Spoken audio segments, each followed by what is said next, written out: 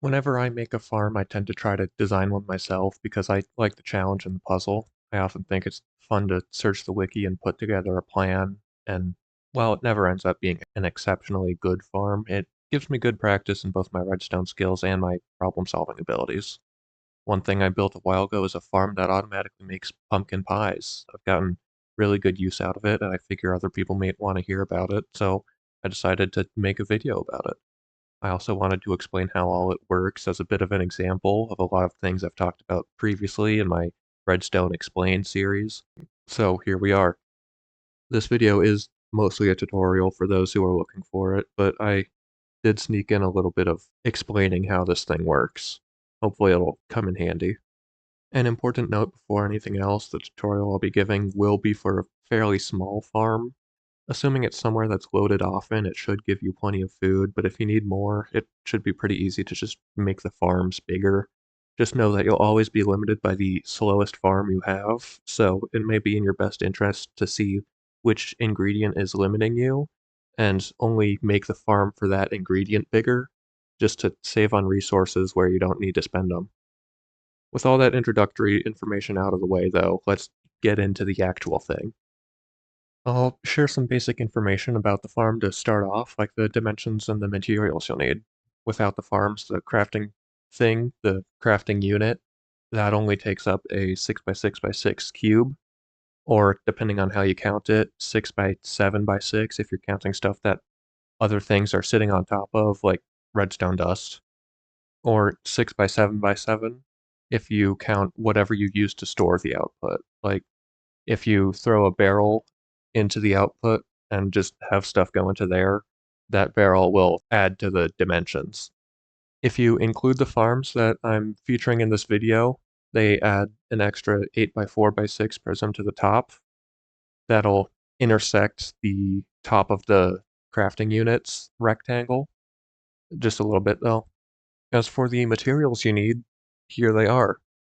All the stuff for the crafting unit is definitely needed, but if you want to use different farms, you can ignore the rest of that. All of the concrete is just standing in for solid building blocks, and the stained glass is similar, standing in for non-conductive blocks, or transparent blocks. You can also substitute copper grates for mangrove roots, or I think leaves should work too, if you need to. They'll probably function the same, you just need it to be a block that can be waterlogged that won't let water go everywhere. First things first, picking a location. This should work pretty much anywhere, but like I said before, you'll probably want it somewhere you have loaded pretty often. If you put it all inside a single chunk, you can use a basic chunk loader to keep the whole thing going while you're away from your base, which is handy. As for actually putting blocks down, you can start by marking out a 6 by 6 base where you want to put it. Remember to keep in mind the space you'll need for the farms when picking your spot. Then you can pick a place for your output to be, 2 blocks away from the right of whichever side you picked, outside of your marked square. From here on out, I'll be referring to the side with the output on it as the front, with any directions like left or right or back or behind or forward in reference to this, just to be clear. Anyway, head into your square and dig out 3 blocks down, or just go 3 blocks down if you don't need to dig it out. Go to the front of the square and back up 4 blocks so that you have a 3-block gap between where you are and the front of the square. Head to the left of the square and place a piece of redstone dust on the ground. I'd recommend placing one of your building blocks underneath the redstone if you'll be digging in the area, so that you don't break any blocks with redstone on them, just to avoid breaking the machine. After that redstone, place another piece on the ground, 2 blocks to the right of that one, or with a 1-block gap between the two, and place another piece to the right of that with another 1-block gap. Place a block behind, in front of, and on top of each of your pieces of redstone. On the blocks in front, place redstone torches. On the blocks behind, place redstone repeaters pointing towards the front.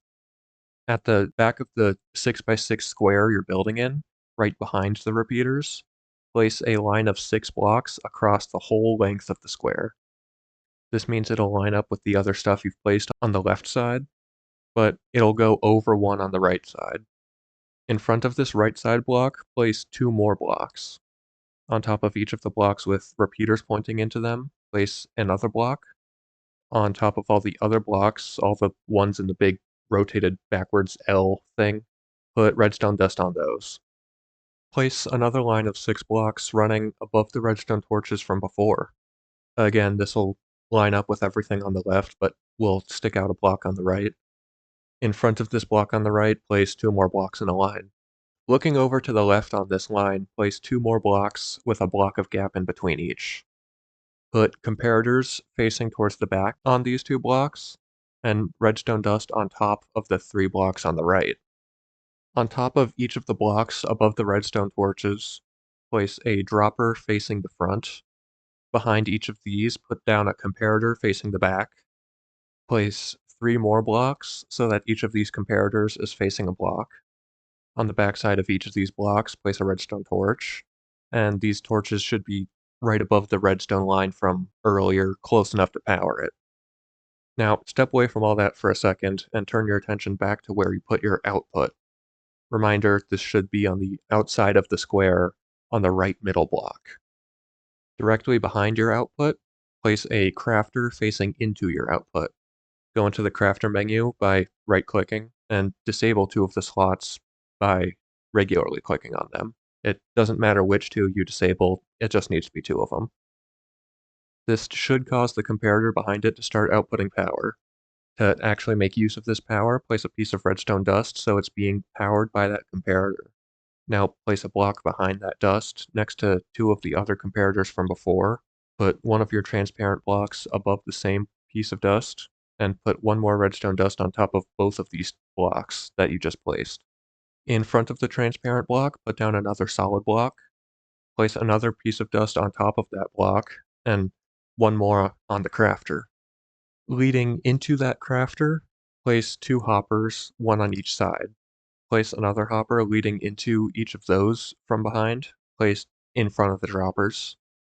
On top of the hopper to the right of the crafter, place a repeater facing away from the dust, then place a block where that repeater is facing, right above the line of redstone from earlier. Pointing into the hopper to the left of the crafter, place another crafter, this time disabling 4 of the slots. Again, this should make a comparator from earlier turn on, and just make the same redstone line as before, where it goes up and over itself using a transparent block and lands back on the crafter. Pointing into this one, place a hopper to the left, and place another hopper leading into that one in front of the last of the droppers. This is the entire unit for crafting up the pies. To run the whole thing, you just put sugarcane in the dropper on the left, eggs in the dropper in the middle, and pumpkins in the dropper on the right. When all the droppers have at least 1 item in them, the line in the back turns off because of the comparators turning off the redstone torches, and that line turning off activates all the droppers, popping 1 of each item into the crafting bit. The sugarcane goes into its own crafter, where it increases the signal strength output of the comparator by 1 and activates the crafter, turning it into sugar. This sugar then joins the pumpkin and the egg in the other crafter, where basically the same thing happens and a pie is made. This time though, the signal strength increase also powers the line on the right, going around back, dispensing another set of ingredients if there's 1 of each available, and doing nothing if not. As for the farms for the ingredients, these are pretty standard designs overall, so I won't be putting a whole lot of attention on these. Again, if you want this thing to make pies faster, you can just make these farms a little bigger. I kinda just decided to include these because the thing won't work without them, and it didn't feel right to just show you the crafting unit, so here you go, some farms. For the sugarcane farm, put down a hopper pointing into the sugarcane dropper. Again, that's the one on the left. Pointing into that hopper from behind, place a line of 3 more hoppers. On top of each of the hoppers, you place down all 4 of them. Place a block of mud, and to the left of each mud block, place a copper grate. Waterlog each of these grates, and place a piece of sugarcane on each mud block. Place a block on all of the exposed sides of the sugarcane, not including the tops. On top of the blocks to the right of the sugarcane, place pistons facing the blocks above the sugarcanes. The sugarcanes will grow into the space and the pistons will do the harvesting. To the right of these pistons, place a line of blocks, and on top of these blocks, place a line of redstone dust. While you're here, you can place an observer on top of one of the pistons so that it's looking at where the sugarcane will eventually grow and have its output point into the redstone line. You can put more observers up here if you want, but you only need one for it to work. Extra observers will just kind of speed up the farm a little bit, I guess. Finally, build up a shell around the sugarcane by placing blocks around where they'll grow. To do this, just add 2 blocks on top of any of the ones that were previously placed next to the sugarcane, and add a block on top of any of the pistons you didn't put an observer on. Sugarcane doesn't actually need any light to grow, so you don't have to worry about light sources here. I actually learned that while I was making this video, so that's a fun fact. Like I said before, this is a pretty common design for a sugarcane farm. The observer at the top senses when the sugarcane grows all the way, and that observer activates all the pistons, which harvest the sugarcane. It all falls onto the mud, and because the hitbox of mud is less than a full block, the hoppers below are able to pull down the sugarcane items and push them along to their final destination. As for the pumpkin farm, start with a hopper into the pumpkin dropper, the one on the right. Put a hopper leading into that hopper from the right, and place a line of 3 hoppers leading into that one from behind. On top of each of the 4 hoppers not pointing into the dropper directly, place a block of mud, and to the left and right of each of those, place a dirt block. Pick 2 dirt blocks across from each other and put temporary blocks on both of those. On top of each of your temporary blocks, place an observer so that it's looking down at the block. You can just jump and place under you to do this. On top of each of the observers, place one of your solid blocks. Between the observers, place a piston facing downwards. It'll probably help to have a trapdoor or an elytra to force you to crawl for this bit. Put more downwards facing pistons next to the first one, and make sure each mud block has a piston above it with a block of space between them. Now there should be 2 open spaces next to the line of mud, one on the front side and one on the back side. In both of these places, place temporary blocks. On top of one of these, place a light source, and on the other, place a copper grate. Waterlog the copper grate till all the dirt, breaking any temporary blocks if you didn't do so already, and plant your pumpkins. This one's also pretty simple. The observers can see when a pumpkin stem grows a pumpkin because it changes block state to connect to the pumpkin it just grew. When the observers see this happen, they trigger all the pistons. That breaks the pumpkins, which can once again be pulled through the mud into the hoppers below. Unlike sugarcane, pumpkins actually do need light, but that's not too hard to include. You can just throw a light source in, like you saw here.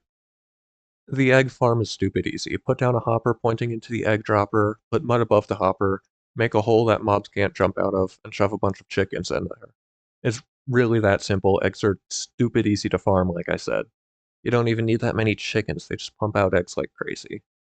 If you're using the stock farms I'm including in this tutorial, it can be a bit of the tight squeeze with the sugarcane farm kind of intruding on your space, but it can help to make a tight space using some stairs or something and throw a bunch of eggs through the little hole until you have as many chickens as you want. Again, you don't really need that many. I'd say just like 5 or so should do you. And that is all for my little tutorial here.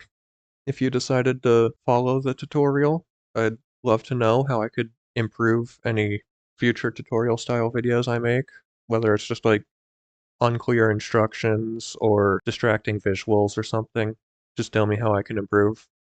I don't have a lot else to say. Sorry the video took a little longer. I'm realizing while recording these voice lines, this is going to be a long one to edit, so I apologize. Anyway, hope you enjoyed it and have fun doing some redstone.